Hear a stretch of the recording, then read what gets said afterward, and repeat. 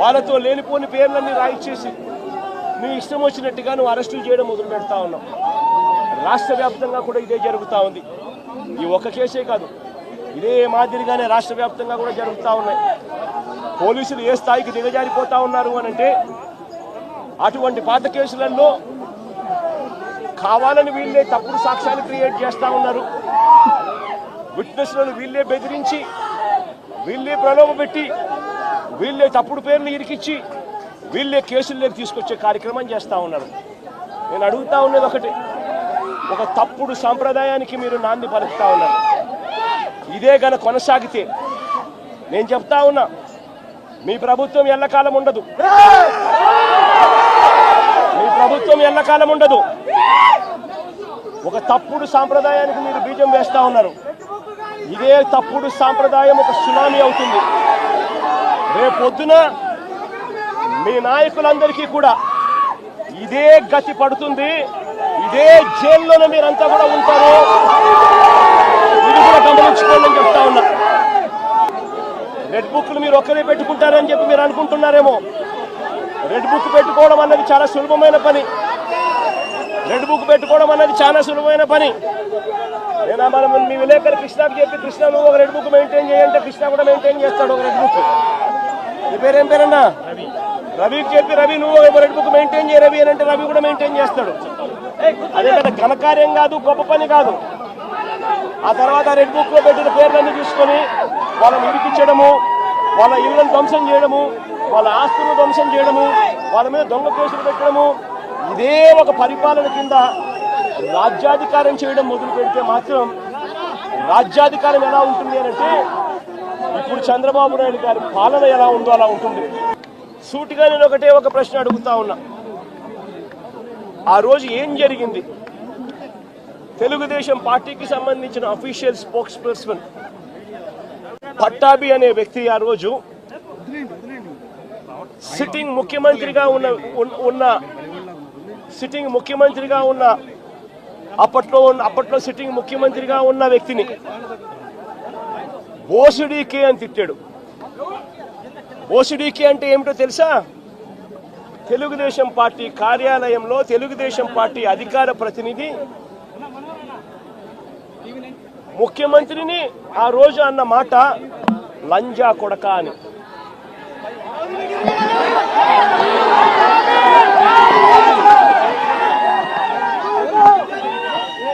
నిజంగా ఆ మాదిరిగా ఒక వ్యక్తి తిడితే రాష్ట్ర వ్యాప్తంగా ఆ ముఖ్యమంత్రిని ప్రేమించే వాళ్ళు, వైఎస్ఆర్ కాంగ్రెస్ పార్టీని అభిమానించే వాళ్ళు, రాష్ట్ర వ్యాప్తంగా ఉన్న వాళ్ళందరికీ కూడా కడుపు మండదా? ఎవరైనా చెబితేనే వాళ్ళు వచ్చి చేస్తారా? కడుపు మండిన వాళ్ళు, ఈ అన్యాయాన్ని చూడాలనుకునే వాళ్ళు, చూడకూడదు అని అనుకునే వాళ్ళు కొంతమంది తెలుగుదేశం పార్టీ ఆఫీస్ దగ్గరికి వెళ్ళి అటువైపు నుంచి తెలుగుదేశం పార్టీ వాళ్ళు తప్పు చేసిందే కాక చూడాలనుకునే వాళ్ళు, చూడకూడదు అని అనుకునే వాళ్ళు కొంతమంది తెలుగుదేశం పార్టీ ఆఫీస్ దగ్గరికి వెళ్ళి అటువైపు నుంచి తెలుగుదేశం పార్టీ వాళ్ళు తప్పు చేసిందే కాక ధర్నా చేయడానికి వచ్చిన వాళ్ళ మీద దాడి చేయడానికి కూడా ప్రయత్నం చేశారు. ఆ దాడి జరిగిన పరిస్థితుల్లో, ఆ తోపులాటలో, ఆ తొక్కిసలాటలో తెలుగుదేశం పార్టీ ఆఫీసు మీద కొద్దో గొప్ప రాళ్ళు పడిండొచ్చు. నేను అడుగుతా ఉన్నా, ఆ జరిగిన ఘటనను ముఖ్యమంత్రిగా నన్ను అన్నా కూడా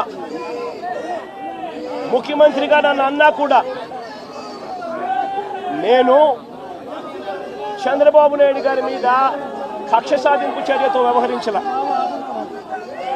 రాళ్ళు పడినాయి అని చెప్పి ఎప్పుడైతే తెలిసిందో వెంటనే అటువంటి ఆ ఘటనకు పోయిన వాళ్ళందరినీ కూడా ఎవరెవరు పోయారు అని చెప్పి ఆధారాలు చూసి, అక్కడున్న సీసీ కెమెరాలో, అక్కడున్న ఒక్కొక్క సెల్ ఫోన్ లొకేషన్స్, ఇవన్నీ ఆధారాల మేరకు చూసుకొని ఎవరెవరైతే పోయారో వాళ్ళందరినీ కూడా 41A ఇచ్చి వాళ్ళందరినీ కూడా అరెస్ట్ చూపించి కోర్టులో ప్రొడ్యూస్ చేయడం కూడా జరిగింది.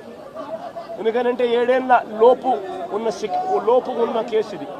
శిక్షా కాల పరిమితి 7 ఏళ్ల లోపు ఉన్న శిక్షా కాలం పరిమితి ఉన్న కేసు ఇది. కాబట్టి దీంట్లో అరెస్ట్ చేయడం అన్నది it does not serve the purpose. కాబట్టి 41A ఇచ్చి కోర్టుకు హాజరుపరచడం కూడా జరిగింది. మన ఇంత నిబద్ధతతో ఆ రోజు మేము అడుగులు వేశాం. ఇంత నిబద్ధతతో ఆ రోజు నిబద్ధతతో అడుగులు వేసి వాళ్ళందరినీ కూడా హాజరుపరిచి 41A కింద వాళ్ళందరికీ కూడా నోటీసులు ఇచ్చి వాళ్ళందరినీ కూడా కోర్టు ప్రొడ్యూస్ చేశారు. నేను అడుగుతా ఉన్నా, ఈరోజు సురేష్ కానీ లేకపోతే వీళ్ళు అరెస్ట్ చేసిన డిప్యూటీ మేయర్ హస్బెండ్ కానీ వీళ్ళల్లో ఏ ఒక్కరైనా కూడా ఆ రోజు కనీసం లొకేషన్లో ఉన్నారా? వీళ్ళ సెల్ ఫోన్లు ఎక్కడున్నాయో ట్యాగ్ చేస్తే తెలీదా? తెలుగుదేశం పార్టీ ఆఫీసులో సీసీ కెమెరాలు ఉండవా? ఆ సీసీ కెమెరాల ఫుటేజ్ చూస్తే తెలీదా? మరి అలాంటప్పుడు వీళ్ళెవరూ లేనప్పుడు 4 ఏళ్ల తర్వాత జరిగిన ఘటనలో మీరు ఇష్టం వచ్చినట్టుగా ఇప్పుడు మళ్ళీ దాన్ని తవ్వి దాంట్లో ఫాల్స్ విట్నెస్లని జోడు చేసి దాంట్లో ఉన్న వాళ్ళందరినీ భయపడిచి ప్రలోభాలు పెట్టి వాళ్ళతో లేనిపోని పేర్లన్నీ రాయిచ్చేసి మీ ఇష్టం వచ్చినట్టుగా నువ్వు అరెస్టులు చేయడం మొదలు పెడతా ఉన్నావు. రాష్ట్ర వ్యాప్తంగా కూడా ఇదే జరుగుతూ ఉంది. ఈ ఒక్క కేసే కాదు, ఇదే మాదిరిగానే రాష్ట్ర వ్యాప్తంగా కూడా జరుగుతూ ఉన్నాయి. పోలీసులు ఏ స్థాయికి దిగజారిపోతా ఉన్నారు అని అంటే, అటువంటి పాత కేసులలో కావాలని వీళ్ళే తప్పుడు సాక్ష్యాలు క్రియేట్ చేస్తూ ఉన్నారు. విట్నెస్లను వీళ్ళే బెదిరించి, వీళ్ళే ప్రలోభపెట్టి, వీళ్ళే తప్పుడు పేర్లు ఇరికిచ్చి, వీళ్ళే కేసుల్లోకి తీసుకొచ్చే కార్యక్రమం చేస్తూ ఉన్నారు. నేను అడుగుతా ఉన్నది ఒకటి, ఒక తప్పుడు సాంప్రదాయానికి మీరు నాంది పలుకుతా ఉన్నారు. ఇదే గన కొనసాగితే నేను చెప్తా ఉన్నా, మీ ప్రభుత్వం ఎల్లకాలం ఉండదు. మీ ప్రభుత్వం ఎల్లకాలం ఉండదు. ఒక తప్పుడు సాంప్రదాయానికి మీరు బీజం వేస్తా ఉన్నారు. ఇదే తప్పుడు సాంప్రదాయం ఒక సునామీ అవుతుంది. రేపొద్దున మీ నాయకులందరికీ కూడా ఇదే గతి పడుతుంది. ఇదే జైల్లోనే మీరంతా కూడా ఉంటారు. ఇది కూడా గమనించుకోండి అని చెప్తా ఉన్నా. ఒక తప్పుడు సాంప్రదాయానికి మీరు నాంది పలుకుతా ఉన్నారు. ఒక తప్పుడు పద్ధతికి మీరు నాంది పలుకుతా ఉన్నారు. మార్పు తెచ్చుకోకపోతే మాత్రం రెడ్ బుక్లు మీరు ఒక్కరే పెట్టుకుంటారని చెప్పి మీరు అనుకుంటున్నారేమో. రెడ్ బుక్ పెట్టుకోవడం అన్నది చాలా సులభమైన పని. రెడ్ బుక్ పెట్టుకోవడం అన్నది చాలా సులభమైన పని. నేను మనం మీ విలేకరు కృష్ణకు చెప్పి, కృష్ణ నువ్వు ఒక రెడ్ బుక్ మెయింటైన్ చేయంటే కృష్ణ కూడా మెయింటైన్ చేస్తాడు ఒక రెడ్ బుక్.